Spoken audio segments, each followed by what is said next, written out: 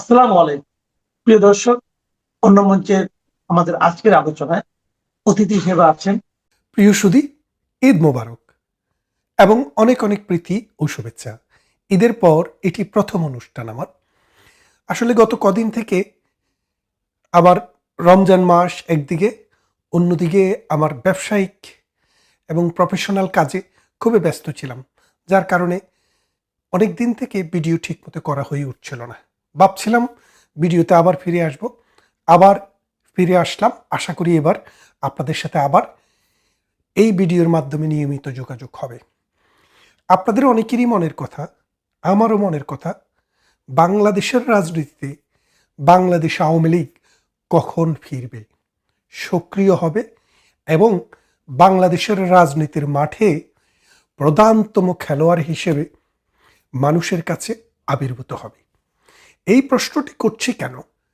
এই প্রশ্নটি করছি এই কারণে যে 17 মাস থেকে 18 মাস ডক্টর ইউনূসের একটি বর্বর সভ্যতার সমাজ, মানে প্রাগৈতিহাসিক যুগে যে বর্বর সমাজ ছিল, মগের মুল্লুক মবের মুল্লুক আমরা সবে ডক্টর ইউনূসের যুগে দেখেছি।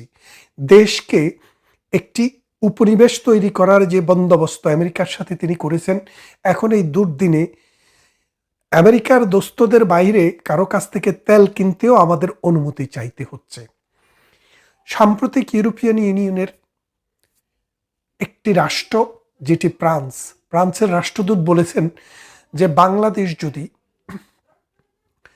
ইউরোপের সব দেশের জন্য, ইউরোপিয়ান ইউনিয়নের রাষ্ট্রসমূহের জন্য বিশ্বের অন্যান্য রাষ্ট্রের মতো যদি সমান সুযোগ সুবিধা যদি না রাখে, তাহলে ইউরোপিয়ান ইউনিয়ন বাংলাদেশে তাদের বিনিয়োগ, তাদের মানে অর্থনৈতিক কর্মকাণ্ড এইসবে তারা আগ্রহী হবে না, ব্যবসা বাণিজ্যে আগ্রহী হবে না। এর কারণটা হচ্ছে, তারা বলতে চেয়েছিল যে আমেরিকার সাথে যে দস্তখত, যে বন্দোবস্ত ডক্টর ইউনূস করে দিয়ে গিয়েছিল, সেই বন্দোবস্তে ইউরোপিয়ান ইউনিয়নের সাথেও নতুন কোনো ট্রেড এগ্রিমেন্ট করতে গেলে, অথবা কোনো রকমের আপনার যদি সামরিক চুক্তি করতে যায় অথবা অস্ত্র কিনতে যায়, তাহলে আমেরিকার পারমিশন ছাড়া বাংলাদেশ সেটা করতে পারবে না। খেয়াল করে দেখেন, এর ফলে ইউরোপিয়ান ইউনিয়নের রাষ্ট্রসমূহ বলতে শুরু করেছে যে আমরা যদি আমাদের সাথে, বাংলাদেশের সাথে ব্যবসা বাণিজ্যে অর্থনীতিতে নানানভাবে কিছু করতে গেলে, চুক্তি করতে গেলে, সামরিক খাতে চুক্তি করতে গেলে যদি আমেরিকার অনুমোদনের প্রয়োজন হয়, সেই ক্ষেত্রে আমরা আসলে আমেরিকার ফুটিংয়ে নেই। আমেরিকা যেখানে আছে আমরা তার নিচে চলে গেছি। সুতরাং এই রকম অবস্থায় আমরা বাংলাদেশে বিনিয়োগ এবং ব্যবসা বাণিজ্য ধীরে ধীরে কমিয়ে দিতে পারি। এটি কিন্তু বাংলাদেশের জন্য একটি অশনি সংকেত। কেননা বাংলাদেশ যে গার্মেন্টস ম্যানুফ্যাকচারিং বিক্রি করে, তার মাত্র 10 ভাগ আমেরিকাতে যায়, আর ইউরোপিয়ান ইউনিয়নে আসে প্রায় 18 থেকে 20 ভাগ। তার মানে হচ্ছে ইউরোপিয়ান ইউনিয়ন আমেরিকার চাইতে আমাদের অর্থনীতিতে বড় অংশীদার। এককভাবে আমেরিকা, কিন্তু ইউরোপে তো শুধু একটি আমেরিকার মতো একটি দেশ না, France, Germany, Italy, Spain, Portugal, Norway, Denmark, Sweden এবং ইউনাইটেড কিংডম তো রইলই। এইরকমভাবে 27টি যে রাষ্ট্র, এই 27টি রাষ্ট্রের সাথে চুক্তি করতে গেলে, ব্যবসা বাণিজ্য করতে গেলে আমেরিকার অনুমোদনের প্রয়োজন হবে। তাই বাংলাদেশের রাষ্ট্রকে, বাংলাদেশের সরকারকে ফ্রান্সের রাষ্ট্রদূত স্মরণ করিয়ে দিলেন, যদি লেভেল প্লেয়িং ফিল্ড, অর্থাৎ যদি সমতার ভিত্তিতে যদি কোনো কিছু করা না যায়, কোনো রাষ্ট্র যদি এখানে বেশি সুযোগ সুবিধা পায়, তাহলে ইউরোপিয়ান ইউনিয়ন কিন্তু ভিন্নভাবে চিন্তা করবে। তো এইরকম একটা পরিস্থিতিতে একটা রাজনৈতিক আবহাওয়া যদি বাংলাদেশে তৈরি না হয়, জঙ্গিবাদ এবং মৌলবাদ যদি নিপাত না যায়, তাহলে এই বাংলাদেশ কিন্তু আস্তে আস্তে আস্তে আস্তে এমন একটি সুড়ঙ্গে চলে যাবে, সেখানে আফগানিস্তানের হেরাত, কাবুল, কান্দাহারের অবস্থা ছাড়া এখানে আর কিছু অবশিষ্ট থাকবে না। এখন প্রশ্ন হচ্ছে, যেই আওয়ামী লীগ বাংলাদেশের জন্মের সাথে যার ইতিহাস জড়িত, যেই আওয়ামী লীগ বাংলাদেশের, মানে আপনারা একটা গান শুনেছেন এই কুমার বিশ্বজিতের, একদিন বাঙালি ছিলাম রে, বলে যে শাড়ি পরি না, পরলে মনে পড়ে যায় একদিন বাঙালি ছিলাম রে। ঠিক এইরকমই একটি কথা। তারপরে বলছেন যে জারি সারি গাই না, কারণ জারি সারি গাইলে মনে পড়ে যায় একদিন বাঙালি ছিলাম রে। তো ঠিক তেমনি এই যে আমাদের বাঙালিত্ব, আমাদের দেশ, আমাদের ভাষা, আমাদের সংস্কৃতি, আমাদের মুক্তিযুদ্ধ, আমাদের মুক্তিযুদ্ধের চেতনা, যত কিছু আছে যেখান দিয়ে আপনি যাবেন সেখানেই কিন্তু আওয়ামী লীগের দেখা পাবেন। 1952 সালের ভাষা আন্দোলন আওয়ামী লীগের নেতৃত্বে হয়েছে। আবার এই ভাষার দাবিতে ভাষার দাবিটি যখন স্বীকৃত হয়, পরবর্তীতে 1998 সালে আওয়ামী লীগ যখন ক্ষমতায়, তখন কানাডার আরেক সালাম এই রাষ্ট্রভাষা দিবসটিকে আন্তর্জাতিক মাতৃভাষা দিবসে রূপান্তর করেছে। আপনারা যখন দেখবেন যে বঙ্গোপসাগরে 1,31,000 বর্গ কিলোমিটার সমুদ্র সীমা জন্মবধি বার্মার দখলে ছিল, সেটার সমাধান করতে আওয়ামী লীগের প্রয়োজন ছিল। আওয়ামী লীগ সেটি বের করে নিয়ে এসছে। ভারতের অধিকারে 21,500 বর্গ কিলোমিটার ছিল, সেটা আওয়ামী লীগ সমাধান করে দিয়েছে। বাংলার জমিন ফেটে চৌচির মাওলানা আব্দুল হামিদ খান বাসানি থেকে শুরু করে আল্লামা আজিজুল হক পর্যন্ত, খালেদা জিয়া পর্যন্ত সবাই পারাক্কা অভিমুখে লং মার্চ করেছেন। আর আওয়ামী লীগের নেতৃত্ব ভারতের সাথে সমঝোতা করে গঙ্গার পানি চুক্তি করে গঙ্গাতে পানির ধারা নিয়ে এসে খাদ্যে বাংলাদেশকে স্বয়ংসম্পূর্ণ করেছেন। বাংলাদেশের উত্তর অঞ্চল এবং দক্ষিণ অঞ্চল, এই দুই অঞ্চলের মধ্যে যে অর্থনৈতিক যে তফাৎ ছিল, সেই তফাৎ দূর করার জন্য পদ্মা সেতু একটি মাইল ফলক, সেটি আওয়ামী লীগের নেতৃত্বে হয়েছে। ঢাকা শহর যখন অচল হয়ে গেছে, এটা এখন মানে বাতিলের খাতায় চলে গেছে, তখন এটার মধ্যে ফান্ড ফিরিয়ে আনার জন্য এই মেট্রো রেল আওয়ামী লীগের নেতৃত্বে হয়েছে। এই আওয়ামী লীগের নেতৃত্বেই অসংখ্য ফ্লাইওভার এবং এক্সপ্রেসওয়ে করে ঢাকা চিটাগংয়ে 8 লাইন করে বাংলাদেশকে যানজটের কবল থেকে কিছুটা হলেও মুক্তি এনে দিয়েছে। ঠিক এমনি করে যে দেশটি সারা পৃথিবীতে ভিক্ষুকের জাতি হিসেবে পরিচিত ছিল, বাংলাদেশ আওয়ামী লীগের নেতৃত্বে সেটি মধ্য আয়ের দেশে পরিণত হয়েছে। তাহলে বাংলাদেশ আওয়ামী লীগকে আপনি কোথায় দেখবেন? শহীদ মিনারে গেলে আপনি বাংলাদেশ আওয়ামী লীগকে খুঁজে পান। আপনি অপরাজয়ের বাংলায় গেলে আপনি বাংলাদেশ আওয়ামী লীগকে খুঁজে পান। আপনি যখন স্মৃতিসৌধে যান তখন বাংলাদেশ আওয়ামী লীগকে খুঁজে পান। বাংলাদেশের 68,000 গ্রামে যখন যান, নদী যখন দেখেন, ধান ক্ষেত, পাট ক্ষেত যখন দেখেন, জারি সারি মারপতি মসজিদি যখন দেখেন, তখন বাংলাদেশ আওয়ামী লীগের কথা মনে পড়ে যায় এবং বাংলাদেশ আওয়ামী লীগ সেখানে অবতীর্ণ হয়। তাহলে আপনি খেয়াল করে দেখেন, আমাদের যে গবাদি কিছু বুদ্ধিজীবী বা বদ্ধজীবী আছে, যারা প্রাণ জার্মানি ইতিহাস জানেন কিন্তু বাঙালির ইতিহাসটা জানেন না, সেই গবাদি পশুদের জন্য আমি বলতে চাই বাংলাদেশ আওয়ামী লীগ আসছে, ফিরে আসছে। বাংলাদেশ আওয়ামী লীগ ছিল, আছে এবং থাকবে। তবু কেন বলছি ফিরে এসছে? তারা যে কোণঠাসা হয়েছিল, ডক্টর ইউনূস আমেরিকার টাকা খেয়ে বাংলাদেশকে বিক্রি করে দেওয়ার পশ্চিমা চক্রান্তের অংশ হিসেবে মৌলবাদীদের সাথে হাত মিলিয়ে দেশটিকে যে জাহান্নাম বানানোর যে প্রকল্প নিয়ে এসেছিল, সেখান থেকে বাংলাদেশ আওয়ামী লীগকে এক্সিকিউটিভ অর্ডার দিয়ে ব্যান করা হয়েছে কর্মকাণ্ড। সেটি কবে উঠবে এই চিন্তায় কিন্তু বাংলাদেশ আওয়ামী লীগ, যুবলীগ, ছাত্রলীগের ছেলেপেলেরা বসে নেই। তারা কিন্তু প্রতিদিনে পালা করে বাংলাদেশের বিভিন্ন অঞ্চলে জানান দিচ্ছে, আমরা আসছি, আমরা আছি, আমরা ছিলাম, আমরা থাকব। এই দেশ, এ মাটি, এ পতাকা, এ দেশের জাতীয় সঙ্গীত। এই নদীমাতৃক দেশ, নদী যার মাতা, মানে বাংলাদেশের মাতা নদী, আর নদীর মাতা ভারত। কারণ আমাদের এই 54টি নদী ভারতের ভূখণ্ড থেকে আমাদের দেশে এসছে। সুতরাং এই ভারতের সাথে সুসম্পর্ক এবং বাংলাদেশের উন্নয়ন ওতপ্রোতভাবে জড়িত। 1500 বিলিয়ন গত 10 বছরে ভারত আর্থিক সহযোগিতা দিয়েছে বলে গতকাল আমরা ভারতের একটি পার্লামেন্টারি স্টেটমেন্টে শুনেছি। তাহলে বোঝেন যে এই বাংলাদেশ ডক্টর ইউনূসের সময়ে আপনারা দেখেন প্রতিদিন পাকিস্তানের কোনো না কোনো মন্ত্রী আসে, প্রতিদিন পাকিস্তানের উপপ্রধানমন্ত্রী, প্রধানমন্ত্রী, পাকিস্তানের সেনাপ্রধান, উপপ্রধান, অমক তমক প্রতিদিন আসে এবং পাকিস্তানের জন্য বিনা ভিসায় আসার ব্যবস্থা করে দেওয়া, পাকিস্তানের জাহাজে বাংলাদেশে আসতে কোনো চেক করা লাগবে না, সেই রকম অবস্থা কারা করেছে? ডক্টর ইউনূসের কান্দে ভর করে বাংলাদেশে 71-এর পরাজিত শত্রুরা ক্ষমতায় এসেছিল। কাজী ইব্রাহিম বলেছিল না, আরে জামাতে ইসলাম ক্ষমতায় আসবে কি, জামাতে ইসলাম তো ক্ষমতায় আছে। হ্যাঁ, জামাতে ইসলাম ছিল, কারণ ডক্টর ইউনূস ছিল জামাতে ইসলামের যে রাজনৈতিক দল, এই দলের আব্বা। সেই আব্বা এই জামাতে ইসলামীকে কান্দে নিয়ে চেষ্টা করেছিল রাষ্ট্র ক্ষমতায় বসিয়ে দিতে, কিন্তু পারেননি। কেন পারেননি? কারণ বাংলাদেশের মানুষ 71-এর পরাজিত শত্রুদেরকে আবার ক্ষমতায় আসতে দিতে চাননি। আমরা যাদেরকে 71-এ পরাজিত করেছি, আমরা তাদেরকে আবার পরাজিত করব।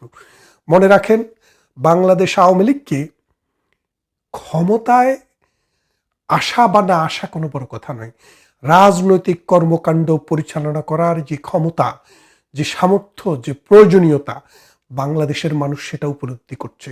কারণ বাংলাদেশ আওয়ামী লীগ যদি বাংলাদেশের রাজনীতিতে সদর্বে না থাকে, তাহলে সেখানে মৌলবাদের উত্থান হয়, জঙ্গিবাদের উত্থান হয়, বাংলাদেশ অর্থনীতিতে অন্ধকারের দিকে নিমজ্জিত হয়ে যায়, সমাজ রাষ্ট্র এতিম হয়ে যায়। সেই অবস্থায় বাংলাদেশ আওয়ামী লীগ কারো দানের দিকে, দয়ার দিকে তাকিয়ে নেই। মার্চ থেকে এপ্রিল, মে, জুন, এই 3টি মাস আপনাদের আন্দোলনটি আপনারা চালু রাখেন। জুন জুলাইয়ের মধ্যে বাংলাদেশ আওয়ামী লীগ পুরো দমে সম্পূর্ণভাবে বাংলাদেশের রাজনীতিতে বিরোধী দল হিসেবে, পার্লামেন্টের বিরোধী দল নয়, বাংলাদেশের মানুষের মণিকোঠার, হৃদয়ের মণিকোঠার বিরোধী দল হিসেবে আবার ফিরে আসছে। আমি এই মুহূর্তে এই পর্বে আপনাদেরকে এর চেয়ে বেশি বিস্তারিত বললাম না, তবে এটি নিয়ে আমি আরেকটি পর্ব করব, আওয়ামী লীগ কীভাবে, কখন, কেমন করে ফিরে আসছে। তবে এই কথা বলে রাখতে পারি যে বাংলাদেশ আওয়ামী লীগ ফিরে আসছে বাংলাদেশের দাবিতে, ইতিহাসের দাবিতে, ঐতিহ্যের দাবিতে। মানুষের ভালোবাসা, মানুষের প্রেম, মানুষের মমতা এই আওয়ামী লীগের সাথে গ্রথিত। আওয়ামী লীগ যতদিন ছিল না, বাংলাদেশ ততদিন অন্ধকারে নিমজ্জিত ছিল। বাংলাদেশে আলো আসতে হলে আওয়ামী লীগও আসতে হবে। বাংলাদেশের রাজনীতিতে আওয়ামী লীগকে বাদ দিলে সেটি আর রাজনীতি থাকে না, হয়ে যায় একদলীয় শাসন। কারণ বাংলাদেশের রাজনীতি মানে আওয়ামী লীগ বনাম আওয়ামী বিরোধীরা। তাই আওয়ামী লীগকে বাদ দিলে আওয়ামী বিরোধীরাই ক্ষমতায় থাকে এবং মূলত একদলীয় শাসনেই দেশটা তছনছ হয়ে যাওয়ার দশা হয়। 2024 সালের আগস্টে অবৈধভাবে ক্ষমতা দখল করে ডক্টর মোহাম্মদ ইউনূস দীর্ঘ 18 মাস ধরে সেটা প্রমাণ করে তারেক রহমানকে ক্ষমতায় বসিয়ে দিয়ে গেছেন এবং তারেক রহমানও সেটাই প্রমাণ করে যাচ্ছেন। প্রশ্ন হলো, তারেক রহমান যদি সত্যি ইউনূসের অবৈধ শাসনের ধারাবাহিকতা বজায় রাখেন বা রাখবেন, তাহলে আরেকটি সাজানো নির্বাচনের বা কি প্রয়োজন ছিল? কেনই বা ইউনূসকে সরিয়ে তারেক রহমানকে ক্ষমতায় বসানো হলো? এসব প্রশ্নের উত্তর খোঁজার সঙ্গে সঙ্গে এই প্রশ্নটিও এখন খুব জরুরি যে কেন বিএনপি আসলে আওয়ামী লীগকে রাজনৈতিক স্পেস দিতে চাইছে না। কিন্তু তার চেয়েও বড় প্রশ্ন হলো, আওয়ামী লীগ কি বিএনপির ভরসায় রাজনীতি করবে?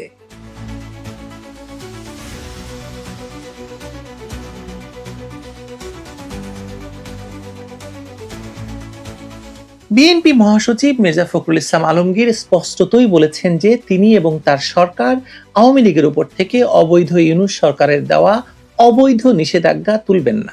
কিন্তু নির্বাচনে জয়লাভের আগে বিএনপি চেয়ারপারসন তারেক রহমান বলেছিলেন তিনি এবং তার দল কোনো রাজনৈতিক দলের উপর নিষেধাজ্ঞায় বিশ্বাস করেন না। একই কথা মির্জা ফখরুল ইসলাম আলমগীর নিজেও বলেছিলেন। বোঝাই যাচ্ছে নির্বাচনের আগে এবং পরে বিএনপি এবং তাদের শীর্ষ নেতাদের কথাবার্তায় আমূল পরিবর্তন ঘটে গেছে। আর এ কারণেই বোঝা যাচ্ছে যে অবৈধ ইউনূস সরকার একটি সাজানো নির্বাচনের মধ্য দিয়ে তারেক রহমানকে ক্ষমতায় বসিয়ে তাদের এক্সটেনশনই মূলত কার্যকর করেছেন। সমস্যা হলো আওয়ামী লীগের মতো সবচেয়ে পুরাতন, পোড় খাওয়া, বৃহত্তর গণতান্ত্রিক রাজনৈতিক দল কি বিএনপির নিষেধাজ্ঞা প্রত্যাহারের তোয়াক্কা করবে, নাকি বাংলাদেশের রাজনীতিতে নিজেদের প্রাসঙ্গিকতা এবং প্রয়োজনীয়তাকে আরো সুতীব্র করে তুলতে পদক্ষেপ নিতে শুরু করবে? বিশ্লেষকরা বলছেন যে অবৈধ ইউনূস সরকারের নির্বাহী আদেশে যেমন আওয়ামী লীগের মতো রাজনৈতিক দল নিষিদ্ধ হয় না, তেমনি বিএনপির মতো 21শে আগস্টের খুনির সরকারও আওয়ামী লীগের ওপর থেকে নিষেধাজ্ঞা তুলল কি তুলল না তাতেও কিছু এসে যায় না। আওয়ামী লীগের প্রয়োজন এবং প্রাসঙ্গিকতা বাংলাদেশের প্রতিটি ধূলিকণা জানে এবং বিশ্বাস করে। বিএনপি মহাসচিব এবং এলজিআরডি মন্ত্রী মির্জা ফখরুল ইসলাম আলমগীরের সাম্প্রতিক বক্তব্য আওয়ামী লীগের কার্যক্রম বন্ধ আছে, বন্ধ থাকবে, এটা স্পষ্ট করে দিচ্ছে যে বর্তমান বিএনপি সরকার আসলে ফ্যাসিস্ট ইউনূসের ইন্টেরিম বা অন্তর্বর্তী শাসনের একটি বর্ধিত সংস্করণ। ইউনূস যে নিষেধাজ্ঞা খেলা শুরু করেছিলেন, বিএনপি সরকারও এখন সেই একই লাঠি ঘুরিয়ে চলেছে। দুঃখজনক বাস্তবতা হলো রাজনীতিতে বাজে উদাহরণগুলোই সবচেয়ে বেশি স্থায়ী হয়। ইউনূসের সেই ফ্যাসিজমটাই এখন পরম মমতায় লালন করছে বিএনপি। যদিও নির্বাচনের আগে গত 26শে জানুয়ারি টাইম ম্যাগাজিনকে দেওয়া সাক্ষাৎকারে তারেক রহমান বলেছিলেন ভিন্ন কথা। তিনি নীতিগতভাবে কোনো দল নিষিদ্ধ করার পক্ষে নন বলে জানিয়েছিলেন এবং প্রশ্ন রেখেছিলেন, আজ যদি একটি দল নিষিদ্ধ করা হয় তবে কাল আমার দলও নিষিদ্ধ হবে না, তার কি নিশ্চয়তা আছে? অথচ ক্ষমতায় বসার পর সেই নিশ্চয়তার তোয়াক্কা না করে তিনি নিজেই ইউনূসের দেখানো পথে হাঁটছেন। টাইম ম্যাগাজিনে তিনি নিজেকে স্পাইডারম্যানের উদ্ধৃতি দিয়ে ক্ষমতার সঙ্গে বড় দায়িত্ব আসার কথা বললেও বাস্তবে সেই দায়িত্বশীলতা এখন রাজনৈতিক প্রতিহিংসার চাদরে ঢাকা পড়ে যাচ্ছে। এদিকে আওয়ামী লীগের যে বিশাল গণভিত্তি রয়েছে, তাতে এই দলটির পুনরুত্থানের জন্য কারো দয়া বা প্রত্যাবাসন এর প্রয়োজন আছে বলে মনে হচ্ছে না। তাদের প্রয়োজন সাহসী প্রত্যাবর্তন। দীর্ঘ সময় ক্ষমতায় থাকতে থাকতে তারা বিরোধী দলের ত্যাগের রাজনীতি আর রাজপথের লড়াইয়ের ভাষা ভুলে গেছে কিনা এই প্রশ্ন কেউ কেউ তুলছেন। কেউ বলছেন আওয়ামী লীগ এখন অন্যের মুখাপেক্ষী, যেন কেউ এসে তাদেরকে অধিকার ফিরিয়ে দেবে, ঝুড়িতে ক্ষমতা তুলে দেবে। কিন্তু আওয়ামী লীগ যে ঘুরে দাঁড়াবে বা দাঁড়াতে পারে তা তো বারবার প্রমাণ করেছে দলটি। সমস্যা হলো বাংলাদেশের মূল রাজনীতি যেমনটা শুরুতেই বলেছি, আওয়ামী লীগ বনাম আওয়ামী বিরোধী বৃত্তে ঘুরপাক খায়। আন্তর্জাতিক অঙ্গনেও বিষয়টি সেরকমই। আওয়ামী লীগকে নিষিদ্ধ করতে চায়নি বিএনপি, এরকম একটি আলাপ বিএনপি নেতারা প্রায়শই দিয়ে থাকেন, কিন্তু এটা আসলে সম্পূর্ণ মিথ্যাচার। বাস্তবতা হলো গত বছরের বা 2025 সালের 11ই মে যখন আওয়ামী লীগের উপর নিষেধাজ্ঞা আরোপ করা হয়, তখন বিএনপি নেতা মির্জা ফখরুল ইসলাম আলমগীর প্রকাশ্যে বলেছিলেন যে এই সিদ্ধান্তে বিএনপি আনন্দিত। যদিও পরবর্তীতে 25শে সেপ্টেম্বর খালেদ মহিউদ্দিনের সাথে এক সাক্ষাৎকারে মির্জা ফখরুল ইসলাম আলমগীর বলেন, একটি রাজনৈতিক দল হয়ে বিএনপি অন্য কোনো রাজনৈতিক দলকে নিষিদ্ধের পক্ষে না। মির্জা ফখরুলের এই বক্তব্য বিএনপির ক্লাসিক রাজনৈতিক দ্বিচারিতার চরিত্র বা দ্বিচারী চরিত্রের একটি উদাহরণ। 18ই সেপ্টেম্বর সিঙ্গাপুর থেকে ফিরেও তিনি বলেছিলেন বিএনপি পিআর নির্বাচন ব্যবস্থার পক্ষে নয় এবং কোনো দল নিষিদ্ধের পক্ষে নয়। অথচ পর্দার আড়ালে আওয়ামী লীগ নিষিদ্ধ করার প্রক্রিয়ায় বিএনপি, জামায়াত, এনসিপি একই সাথে কাঁধে কাঁধ মিলিয়ে কাজ করেছে। 5ই আগস্টের পর আওয়ামী লীগ নিষিদ্ধ হওয়ায় দৃশ্যত সবচেয়ে বড় লাভবান রাজনৈতিক দল বিএনপি। আওয়ামী লীগ নির্বাচনে অংশ নিলে বিএনপি হয়তো ভূমিধস বিজয় পেত না, কিন্তু আওয়ামী লীগ নির্বাচনে অংশ না নেওয়ায় জামায়াতের জুজু তুলে বা জুজুর ভয় দেখিয়ে বিএনপি অনেক আওয়ামী লীগ এবং মুক্তিযুদ্ধের সপক্ষের মানুষের ভোট বাগিয়ে নিয়েছে। কিন্তু মুদ্রার উল্টো পিঠে ছিল বিএনপির একটি বড় ভোট ব্যাংক জামায়াতে চলে যায়, যা বিএনপি নির্বাচনের আগে অনুধাবন করতে পারেনি। যদিও দেশের প্রায় 70% জনগণ নির্বাচন বর্জন করে, যা তারেক রহমানের প্রধানমন্ত্রী হওয়ার পর দেওয়া বক্তব্যে স্পষ্ট হয়েছে। তিনি দাবি করেছেন যারা নির্বাচনে ভোট দেয়নি তিনি তাদেরও প্রধানমন্ত্রী, অর্থাৎ আওয়ামীবিহীন রিগ নির্বাচনে বিএনপি প্রধান বেনিফিশিয়ারি হলেও তারা আওয়ামী লীগের ভোটারদের নীরব প্রত্যাখ্যান বা সাইলেন্ট রিভোল সম্পর্কে সম্পূর্ণ অবগত। এখন প্রশ্ন তুলতে হবে যে বিএনপি কি রাজনৈতিক প্রজ্ঞার পরিচয় দিয়ে আওয়ামী লীগের উপর থেকে নিষেধাজ্ঞা তুলে নেবে কি নেবে না। বিশ্লেষণে দেখা যাচ্ছে যে বিএনপি এখন সর্প হয়ে দংশন করো, ওঝা হয়ে ঝাড়ার স্ট্র্যাটেজি নিয়েছে, ঠিক 75 পরবর্তী সময়ে যেমনটি জিয়াউর রহমান নিয়েছিলেন। জেনারেল জিয়াউর রহমান যেভাবে বঙ্গবন্ধুকে হত্যার পর আওয়ামী লীগকে ভাঙার চেষ্টা করে ব্যর্থ হয়েছিলেন এবং পরবর্তীতে শেখ হাসিনাকে দেশে ফিরতে বাধা দিয়েও টিকতে পারেননি, তারেক রহমানও সম্ভবত সেই ইতিহাসের পুনরাবৃত্তি দেখছেন। তারেক রহমান তার আন্তর্জাতিক ইতিবাচক ব্র্যান্ডিং বা পজিটিভ ইমেজ তৈরির জন্য হয়তো খুব দ্রুত আওয়ামী লীগের উপর থেকে নিষেধাজ্ঞা তুলে নেবেন বা নিতে বাধ্য হবেন, কারণ তিনি জানেন বাংলাদেশের উগ্র মৌলবাদী সম্প্রদায় বিএনপির ভোট ব্যাংক নিয়ে গেছে, ভাগ বসিয়েছে। জামায়াতকে রাজনৈতিকভাবে মোকাবেলা করার মতো সাংগঠনিক শক্তি বা আদর্শিক অবস্থান বিএনপির নেই, যা আওয়ামী লীগের আছে। বিএনপি যদি রাজনৈতিকভাবে ভিশনারি হতো তবে তারা নিজেদের অস্তিত্ব রক্ষার স্বার্থে আওয়ামী লীগকে রাজনীতিতে ফেরার সুযোগ করে দিত, কারণ জামায়াত এবং ধর্মভিত্তিক রাজনৈতিক দলগুলোর প্রভাব যেমন বাড়ছে, তাতে বিএনপি যদি আওয়ামী লীগকে রাজনীতিতে জায়গা না দেয় তবে অদূর ভবিষ্যতে জামায়াত বিএনপির পুরো ভোট ব্যাংক গিলে ফেলবে এবং আওয়ামী লীগের পর দেশের বৃহত্তম শক্তিতে পরিণত হবে। এইবার বিএনপির লড়াই নিজেদের অস্তিত্বের জন্যই। বিএনপি ভালো করেই জানে আওয়ামী লীগের ভোট ব্যাংক দেশের 50% অধিক, তাই জামায়াতের হাত থেকে বাঁচতে এবং আন্তর্জাতিক গ্রহণযোগ্যতা বাড়াতে তারেক রহমান হয়তো নিজেকে বহুদলীয় গণতন্ত্রের প্রবক্তা হিসাবে প্রতিষ্ঠিত করতে চাইবেন, যদিও 21শে আগস্টের গ্রেনেড হামলার ইতিহাস তার পিছু ছাড়বে না কখনোই। তাহলে এখন প্রশ্ন হলো, আওয়ামী লীগ কি ফেরার জন্য বিএনপির উপর নির্ভর করবে? উত্তরটা যে কোনো আওয়ামী লীগ নেতাই দেবেন এভাবে যে প্রশ্নই আসে না। আওয়ামী লীগের ডাকে দেশের প্রায় 70% মানুষ ভোট কেন্দ্রে যায়নি, এটাই তাদের সবচেয়ে বড় রাজনৈতিক শক্তি। নির্বাচনে বিএনপি অনেক আসনে আওয়ামী লীগের সমর্থন নিয়ে জিতেছে এবং জেতার পর কৃতজ্ঞতা স্বরূপ নিজেরাই আওয়ামী লীগের কার্যালয় খুলে দিয়েছে। গত কিছুদিন ধরে সারা দেশে শতাধিক আওয়ামী কার্যালয় বা আওয়ামী লীগ কার্যালয় নতুন করে খোলা হয়েছে, যার জন্য তারা বিএনপি এবং প্রশাসনের নির্দেশনার অপেক্ষা করেনি। আসলে বিএনপি ভালো করেই জানে আওয়ামী লীগকে প্রশাসনিক আদেশে আটকে রাখার সাধ্য তাদের নেই। খুলনায় বা ফরিদপুরে বিএনপির পরিণতি প্রমাণ করে যে আওয়ামী লীগের নেতাকর্মীদের উপর অত্যাচার করে তারা সেখানে দাঁড়াতে পারেনি। ইতিহাস বড়ই নিষ্ঠুর। আজ যদি বিএনপি ফ্যাসিস্ট ইউনূসের দেখানো পথে হেঁটে আওয়ামী লীগের উপর নিষেধাজ্ঞা বজায় রাখে, তবে কাল আওয়ামী লীগ ফিরলে হয়তো একই কায়দায় বিএনপির উপর নিষেধাজ্ঞা দেবে।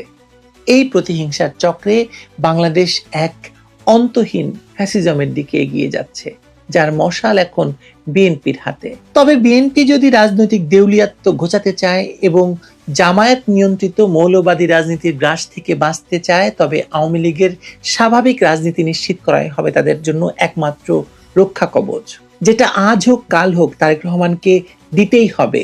যে থুতু আপনি নিশ্চিতভাবে জানেন যে আপনাকে গিলতেই হবে, সে থুতু আপনি ফেলবেন কেন? প্রশ্নটা হচ্ছে সেখানে। তারেক রহমান জানেন যে তাকে আওয়ামী লীগকে ফিরতে দিতেই হবে, আজ কিংবা কাল। কেন এখন নয়, সেটাই তো প্রশ্ন। সেটাই আসলে রাজনীতি, রাজনৈতিক প্রজ্ঞা।